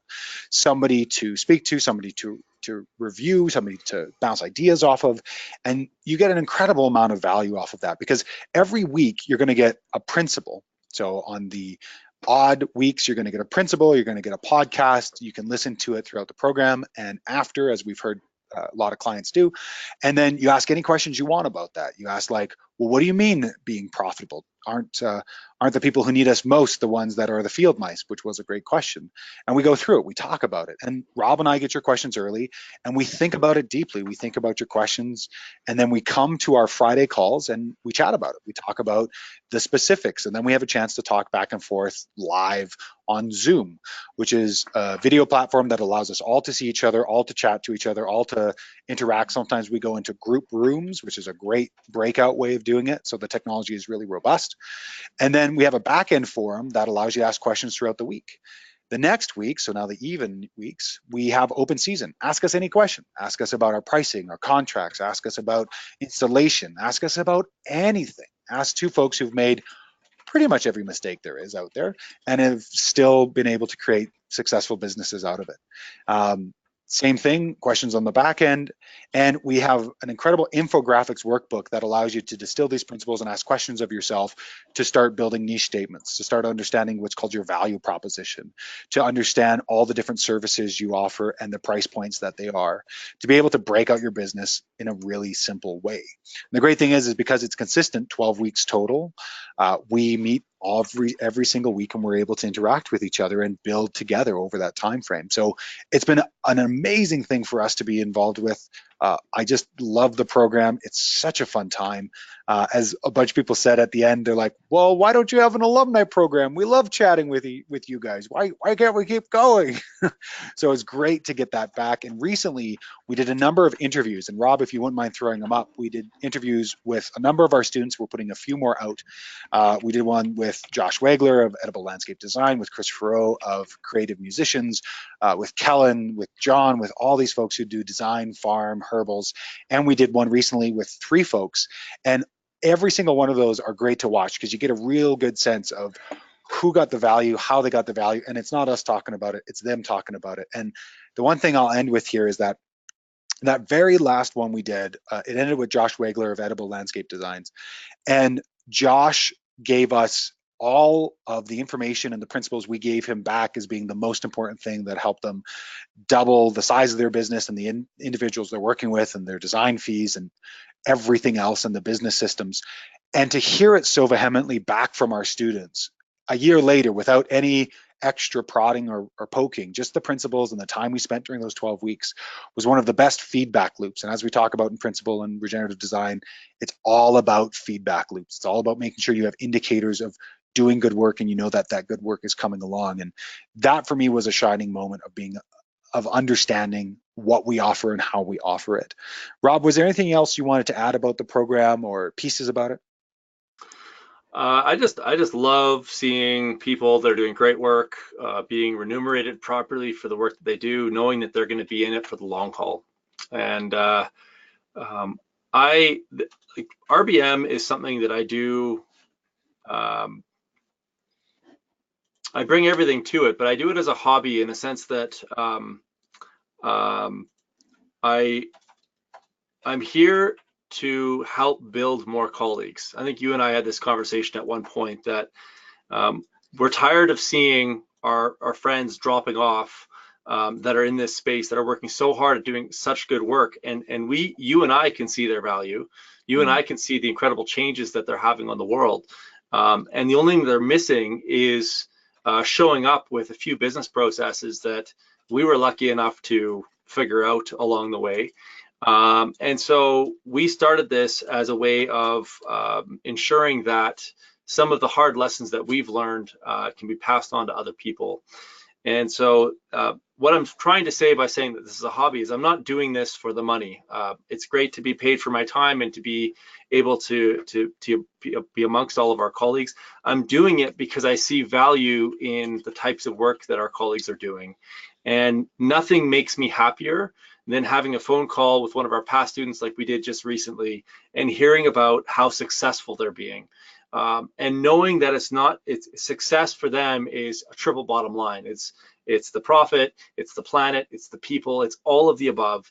And seeing that smile on their face, which was not there 12 months ago, it was a stressful, how am I going to make ends meet look on their face. Seeing that transformation in as little as 12 months makes it all worthwhile for me, and it's really why I'm here. So thanks for that, Rob. I'm just going to honor everybody who took the time to say something they enjoyed from the program. There's still time left. We've got like 20 seconds. So if you got something you want to throw down there, please do. 20 seconds flat. No. Yeah. Karen, after listening to you, I'm realizing we need to get clear about what we are offering potential clients and look at who our potential clients are. Great point. And also interested in finding collaborators to work with, so I'm not doing everything myself and can offer expertise in more areas. Great point, Karen. There's so many individuals. Rob and I both work with urban planners who do regulations and bylaw review of our areas. We both work with engineers that take on different aspects of projects. So it's a great point. Great advice to focus on the positive and the path vision you want to see. Thanks, Karen. Best thing I've ever done by switching off the news and looking for the positive. Made a big difference in my life. Thanks, Kate. Thank you from Yanina. Can you touch on working with municipalities? We did a little bit, Jay. So if you ever want more of that, there's going to be a few more webinars we're going to do before the launch of the program. And if you sign up to either my mailing list or Rob's mailing list, or you sign up for the RBM, I want to know more, you'll be able to be informed about those, and maybe we can pick that up next time. Chris, fantastic. Thank you. Lindsay, thanks, Javan and Rob. Chesky, new ideas. Christina, knowing my value, thank you. Tessa, great webinar, thank you. You gave me lots of ideas, especially value the zone of brilliance idea and a lot of interviewing thought leaders in your field of interest. Thank you so much, but I think you just gave away a lot of value for free. That's the whole point. All of this, we need everybody to be doing as much work as they can as immediately as possible. And that was the point, is to not only do that, but also show you what's in the program. And you got to do it to have people understand. So I appreciate that. If you are looking for more information on Zones of Brilliance, I've done a number of videos and podcasts about it. You can go to my YouTube channel, which is my name on YouTube, and just type in Zones of Brilliance. There's a few ones there. To ask questions about fear, thanks guys. Sorry about the broad comment. I ingest an astoundingly redundant amount of business edge courses, but patience is a virtue, and being able to be here with you all is a unique experience. Thank you for your time, and to Raleigh. Thanks, Jay, and yeah, big thanks to Raleigh. I'm getting to my thanks to him for a second. I love the advice to develop a tight focus when you're thinking about all your potential clients. Thank you. Yeah, thanks very much, Kate. Selling, being professional thinkers. Yep, absolutely. And Lindsay, oh, we got a few more. I found value in the conversation around finding the few weak links that can transform a business completely. Absolutely. A weak link assessment is something I do seasonally. It's sometimes something I do monthly. I starting to publicly do life and project reviews under the holistic context work I do. So definitely something to pick up, and a good one from you, Linz, there. That was excellent. Thank you, Christina. Thank you. I'm so grateful to Raleigh for the quality webinars like these to help complete newbies like me open to possibilities. Thanks, Gail. Thanks, guys, from Luke. Thanks from Tessa. Thank you, everybody. That was 2 hours. I so appreciate you being able to take the time to talk with us today and level up yourselves and your businesses. It was great to chat with you. We'd love to chat with you again if you're interested in the program, or if you wanted to jump into any of the things we've done. My website's allpointsdesign.ca. Rob's is vergepermaculture.ca. His consulting business is adaptivehabitat.ca. And a huge thanks to Raleigh and Neil for continuing to put on these presentations and webinars, bringing exceptional people together. And I'm not talking about us, I'm talking about you. The reason I stay in this work is because there's such incredible people that come to it. It's one of the few lightning rods that bring exceptional people. So thank you very much, Raleigh. Thank you very much, Neil. You're here with us in spirit. You're not dead, but you're not here. He's in a better place. He's Yeah, in Stanford right now. He's in Stanford. Business School. Yeah, Stanford is now the afterlife. But thank you so much, Raleigh. I Yeah. really appreciate it. Oh Thanks, yeah, Raleigh. no, you guys are. This is so brilliant, and it's so important because I, like many people here, have been down the road where it was my own fault where I got burned because I didn't set expectations. I didn't look at, setting up proper agreements beforehand, and you rush into things just driven by your passion. You're gonna burn yourself out super hard. So this is so important to have, and this is the conversation I need to have because for myself, I'm helping Elaine reorganizing all her classes on soil biology, and it's a lot of moving parts there. Well, thank you everybody for joining. If you want more webinars like this, reach out on the sustainabledesignmasterclass.com. Everyone who joined is going to get a replay. It's totally free till next week. And thanks again for joining, and check out that chat box one more time. Where are you guys hosting your courses on? It's on vergepermaculture.com. vergepermaculture.ca/RBM. Yeah. Okay, awesome. Yeah, check that out because it looks fantastic. All right, thank you, Javan. Thank you, Rob. And hopefully I'll catch you all next week. We've got Nicole Masters, and we've got another webinar that is kind of a guest webinar with Jean-Martin Fortier, so that should be pretty excellent. It's also going to be on burnout, so I'll send you an email about that. Awesome. All right, take it easy, Thanks, everybody. folks. All right, You guys. cutting the recording. And yeah,